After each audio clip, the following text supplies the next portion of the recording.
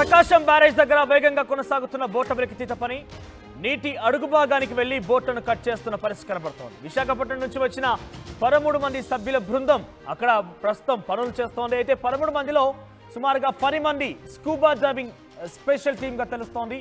ఈ పడవలని 2 ముక్కలుగా కత్తిరించే పనిలో పడింది ఈ బృందం. రోజంతా శ్రమించి ఒక బోటును 12 మీటర్లు కత్తిరించింది ఈ టీం.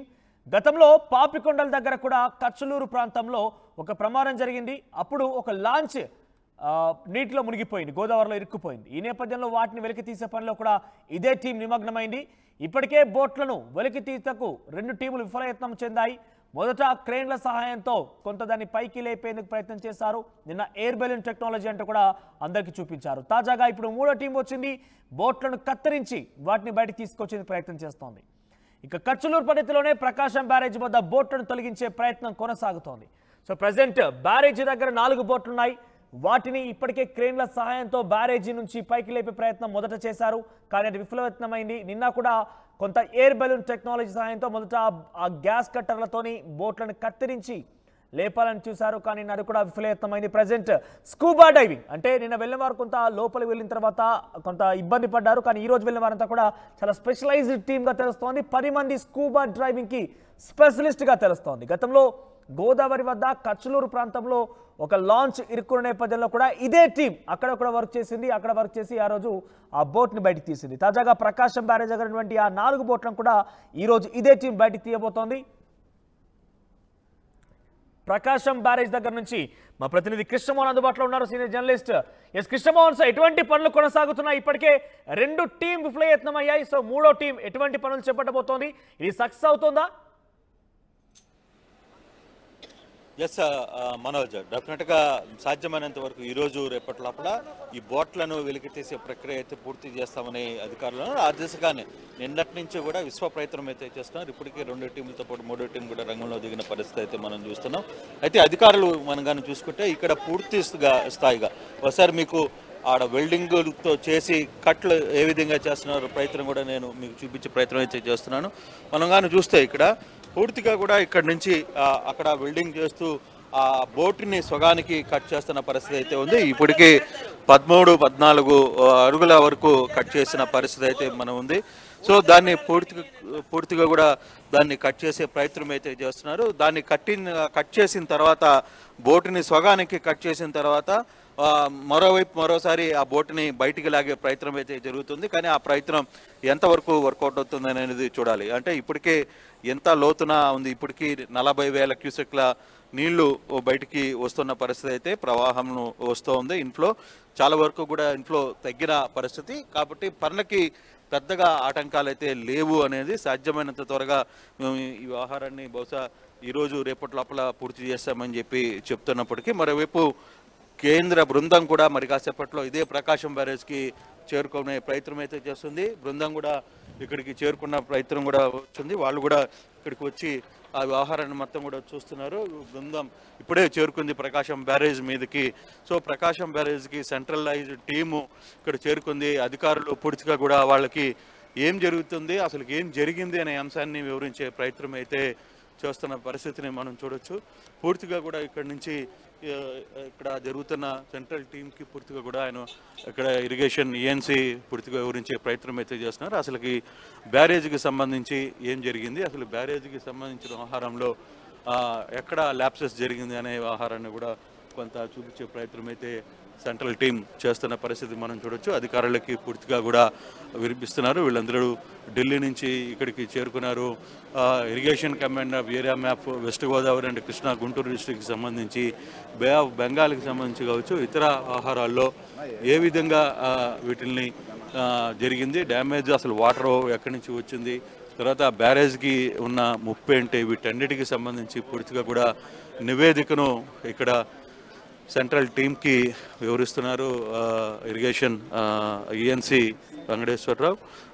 ఈయన పూర్తిగా కూడా వ్యవహారాన్ని అయితే చూపించే ప్రయత్నం అయితే మనం చూస్తున్నాం. అయితే ఈ ఇరిగేషన్కి సంబంధించిన వ్యవహారం కావచ్చు, వీటన్నిటిని చూసిన తర్వాత అసలుకి ఇరిగేషన్కి సంబంధించిన కేంద్ర సెంట్రల్ టీంకి ఏం ఆయన పూర్తిగా కూడా ఈ రోజంతా కూడా ఢిల్లీకి సంబంధించిన బృందం పూర్తిగా కూడా విజయవాడలోనే తిరగబోతుంది.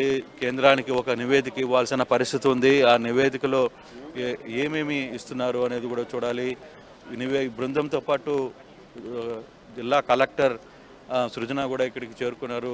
మొత్తం పూర్తిగా కూడా ఇక్కడికి వచ్చి వీళ్ళందరూ కూడా వ్యవహారాన్ని నడిపే ప్రయత్నం అయితే చేస్తున్నారు. కొంతమంది స్థానిక అధికారులు నేతలు కూడా ఇక్కడికి చేరుకున్నప్పటికీ కూడా అయితే ఈ బృందం ఈరోజు కేవలం ఇదొకటే కాదు, అన్ని ప్రాంతాలని కూడా ఎక్కడైతే ఎఫెక్టెడ్ ఏరియా జరిగాయో పూర్తిగా కూడా వీటన్నిటిని కూడా వివరించే ప్రయత్నం అయితే ఇక్కడ చేస్తున్న పరిస్థితి అయితే ఉంది.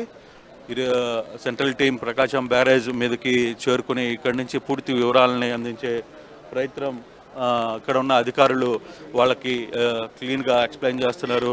మరోవైపు బ్యారేజ్కి సంబంధించి కావచ్చు, విజయవాడ వరదకి ఏ విధంగా ఇది ఎఫెక్ట్ అయింది, బుడిమేరుకు కావచ్చు, లేకపోతే కృష్ణాకి సంబంధించిన ఆహారం కావచ్చు, వీటన్నిటిలో కూడా ఏ విధంగా దీన్ని చూడాలి అనే అంశాలను కూడా వాళ్ళతో వివరించే ప్రయత్నం అయితే ఇక్కడ ఈఎన్సీ అలాగే ఇరిగేషన్ ఈఎన్సీ మరియు కలెక్టర్ సృజన కూడా ఇక్కడికి చేరుకుని ఈ ప్రయత్నం అయితే జరుగుతున్న పరిస్థితిని మనం చూస్తున్నాం పూర్తిగా కూడా.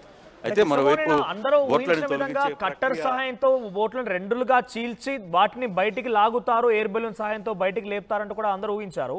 సో ప్రెసెంట్ యూజ్ చేస్తున్న technology same as it is గా ఉంటుందా, లేదంటే ఏమైనా చేంజెస్ ఉంటాయా? ఎందుకంటే ఈరోజు స్పెషలైజ్డ్ టీమ్ ఏదో వచ్చింది, భద్రాచలం దగ్గర కాపాడినటువంటి ఆ టీమ్ ఈ రోజు ఉన్నట్టుగా తెలుస్తోంది.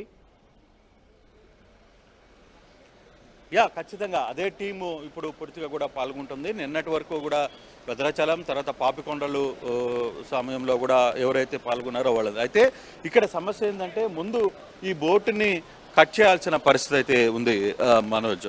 ఇది పూర్తిగా కూడా కట్ అయిన తర్వాతనే దీన్ని బయటికి తీయాలి. ఇప్పటికే దాదాపుగా సగానికి కట్ చేసే ప్రయత్నం అయితే చేస్తున్నారు. దానికి సంబంధించిన సిచ్యువేషన్ దీనికి పూర్తిగా కూడా ఆ ప్రయత్నం అయితే చాలా ముమ్మరంగా జరుగుతుంది. మనం చూడొచ్చు చాలా ముమ్మరంగా ఈ ప్రయత్నాన్ని అయితే చేస్తున్నారు. ఎక్కడికక్కడగా ముక్కలుగా చేసి ఆ వెల్డింగ్ చేసి ఆ బోటుని ఒకవైపు మనకు ఆడ బొడగలు వస్తున్న ప్రాంతంలో కింద కూడా ఒక టీం లోపల నీళ్ళల్లో బెలూన్స్ సాయంతో దాన్ని కట్ చేసే ప్రయత్నం కూడా జరుగుతుంది.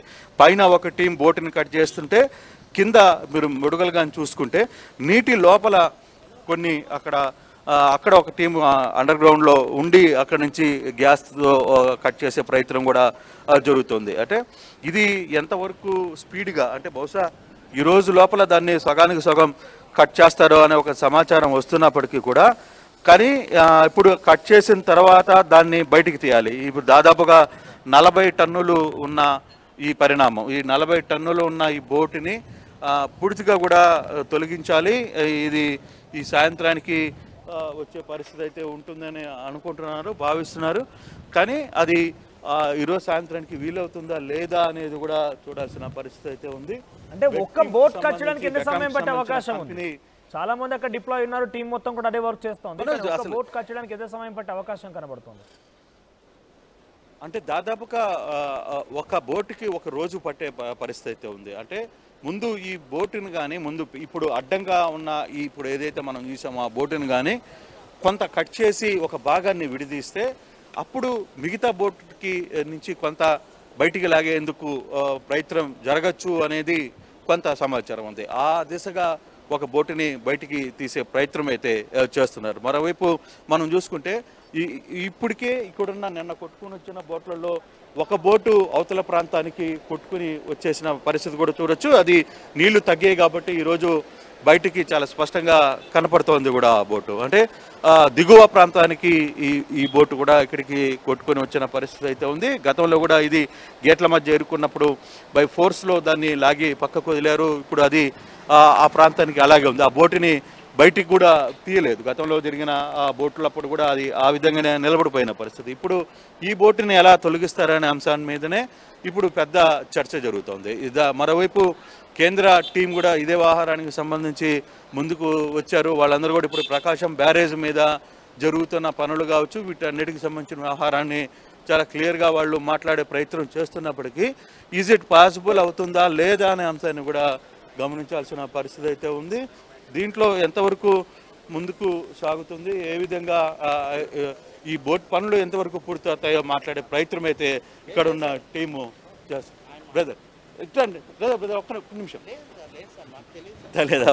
సో వీళ్ళ టీం అయితే కొంత క్లియర్గానే ఉదయం నుంచి దీన్ని చేసే ప్రయత్నం అయితే చేస్తూ ఉన్నారు.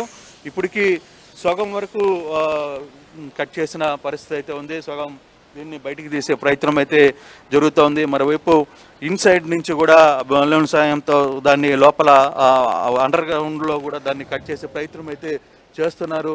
సో ఏదేమైనా వ్యవహారంలో జరుగుతున్న వ్యవహారం 4 బోట్లు ఉన్నాయి కాబట్టి ఒక్కో బోట్ ని సుమారుగా ఒక రోజు పూర్తిగా పట్టి కట్టింగ్ కోసం ఒక రోజు పూర్తిగా పట్టే కూడా 4 రోజులు పట్టే అవకాశం ఉంది. డెఫినెట్గా దాదాపుగా ఈరోజు రేపటికి లోపల ఖచ్చితంగా ఇది కొంత టైం పట్టే ప్రక్రియగానే కనపడుతుంది. ఈరోజు అనుకుంటున్నారు కానీ ఈ రోజుకి వీలు కాదు. మరోవైపు కేంద్ర బృందం కూడా ఇక్కడి నుంచి మూవ్ అయ్యే పరిస్థితి అయితే కనపడుతుంది. వాళ్ళందరూ ఇక్కడి నుంచి వెళ్ళాలి, కొంత ఇవన్నీ చూసిన తర్వాత మళ్ళీ వాళ్ళు సెక్రటరేట్కి చేరుకుంటారనేది. మరోవైపు కొంత అధికారులతో కూడా మాట్లాడే ఇక్కడ పూర్తిగా కూడా దీనికి సంబంధించి ప్రతి వ్యవహారాన్ని క్షుణ్ణంగా తెలుసుకునే ప్రయత్నం అయితే చేస్తున్నారు. ఇందాక నుంచి అధికారులు దీనికి సంబంధించి పూర్తిగా కూడా ఎక్స్ప్లెయిన్ చేసిన పరిస్థితి అయితే మనం చూసాం. సో ఇదే మ్యాప్ని ఇందాక వాళ్ళు చాలా క్లియర్గా కూడా ఎక్స్ప్లెయిన్ చేసిన పరిస్థితి. అసలు పూర్తిగా కూడా దీంట్లో ఏ విధంగా వాటర్ ఫ్లో వచ్చింది, కృష్ణారావు ఏ విధంగా జరిగింది, తర్వాత ప్రకాశం బ్యారేజ్ ఏదైతే ఉందో ఇప్పుడు ఈ బ్యారేజ్ దగ్గర సిచ్యువేషన్ ఏంటి, వీటన్నిటిని కూడా ఇక్కడ ఉన్న బృందానికి చెప్పే ప్రయత్నం అయితే అధికారులు చేశారు.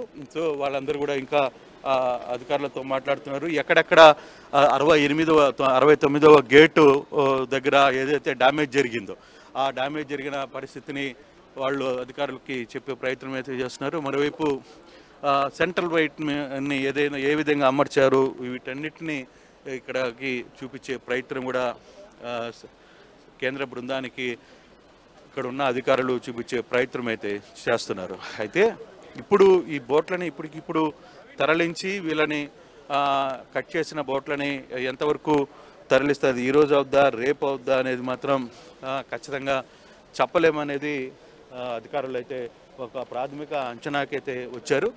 ఎంతవరకు దీన్ని కేంద్ర బృందంతో మాట్లాడాలి, వాళ్ళతో ఈ వ్యవహారం చూస్తున్నారు అనేది కూడా చూడాల్సిన పరిస్థితి అయితే ఉంది. కొంత సమయం పట్టే పరిస్థితి అయితే ఉంది మనోజ్, ఎందుకంటే ఇది ఇప్పటికిప్పుడు డెసిషన్ తీసుకునే పరిస్థితి కాదు. ఇప్పటి వరకు కొంత సమయం తీసుకోవాల్సిన పరిస్థితి కూడా ఉంది. ఇది ఈరోజు సాయంత్రం అనుకో లేకపోతే రేపటికో పూర్తవుతుందని ఖచ్చితంగా అయితే చెప్పలేం. కాకపోతే కొంత టైం టేకింగ్ ఫ్యాక్టర్గానే కనపడుతోంది. కొంత ఇప్పటికీ వచ్చిన బృందం చాలా ప్రాంతాలు తిరగాలని అనుకుంటున్నారు. తిరిగిన తర్వాత ఫర్దర్గా వాళ్ళ డెసిషన్ ఏ విధంగా ఉంటుంది, సెంట్రల్ టీంకి ప్రభుత్వం నుంచి ఒక నివేదిక ఇవ్వాల్సిన పరిస్థితి ఉంది. ఎన్ని కోట్లు దాదాపుగా ఇప్పుడు మనకు ఒక అంచనాకి 8,000 కోట్లకు పైగానే నష్టం జరిగినట్టుగా ఒక అంచనా నిండా మొన్నటి వరకు కూడా ఉంది. కానీ అది ఇప్పటికి ఎంత పెరిగే అవకాశం ఉంది అనేది కూడా చూడాలి మనం. సో ఇప్పుడు ఈరోజు కేంద్ర బృందం పూర్తిగా కూడా తిరుగుతోంది కాబట్టి దీని మీద ఒక ప్రాథమిక అంచనా ఉంది. ఈరోజు ముఖ్యమంత్రితో కూడా సాయంత్రానికి కేంద్ర బృందం కలిసి నివేదికను రాష్ట్ర ప్రభుత్వం తరఫున ఇచ్చే పరిస్థితి ఉంది అనేది అధికారులు అయితే చెప్తున్నారు. సో అధికారులు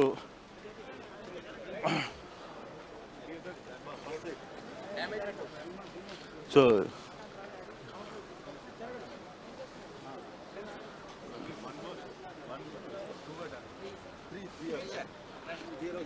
ప్రజెంట్ కేంద్ర బృందం అక్కడ పర్యటిస్తోంది. ప్రకాశం బ్యారేజ్ దగ్గర 4 బోట్లు ఉన్నాయి. సుమారుగా 2 రోజుల నుంచి ప్రయత్నం చేస్తున్నారు. మొదటి దశలో కొంత క్రేన్ల ద్వారా ఇటువైపుగా బోట్లను లిఫ్ట్ చేసే ప్రయత్నం చేసినప్పటికీ ఆ బోట్లు మాత్రం ఎట్టి పరిస్థితుల్లో కదలలేదు. నిన్న కొన్ని కట్టర్ల సహాయంతో వాటిని తొలగించే ప్రయత్నం కూడా చేశారు. కానీ అది కూడా కొంత టైం టేకింగ్గా కనిపించింది. ఈరోజు తాజాగా 3వ టీం కూడా అక్కడ దిగిపోయింది.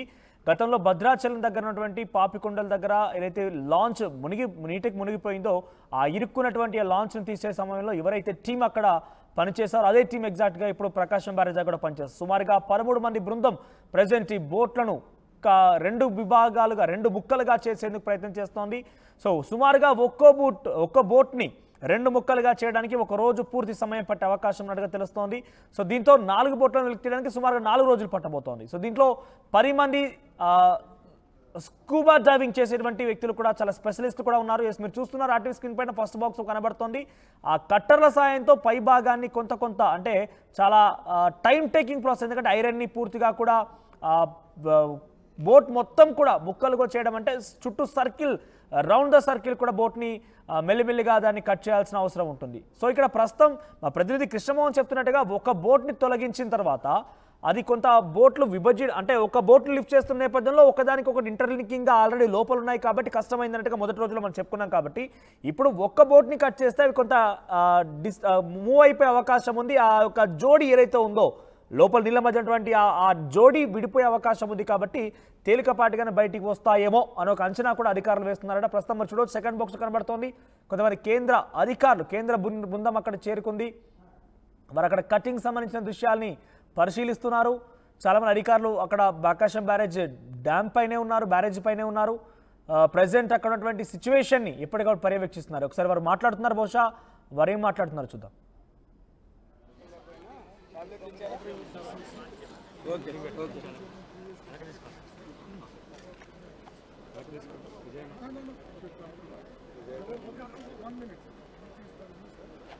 సో మొత్తం ఇది పరిస్థితి. అక్కడ కేంద్ర బృందం పర్యటిస్తోంది ప్రకాశం బ్యారేజీ దగ్గర. అక్కడ 3 బోట్లు మొదటగా తెగిపోయి ఒక చిన్న ప్లాస్టిక్ తాడికి దాన్ని కట్టివేసినట్టుగా చెప్పాము. తర్వాత తెగిపోయి మరొక 2 బోట్లని జాయిన్ చేసుకుంటూ 5 బోట్లు వచ్చాయి. ఒక బోటు కిందికి విగిపోయింది. ప్రస్తుతం 4 బోట్లు ప్రకాశం బ్యారేజ్ దగ్గర పిల్లర్ని బలంగా ఢీకోవడంతో పిల్లర్లకు డ్యామేజ్ ఏర్పడింది. సో ఇది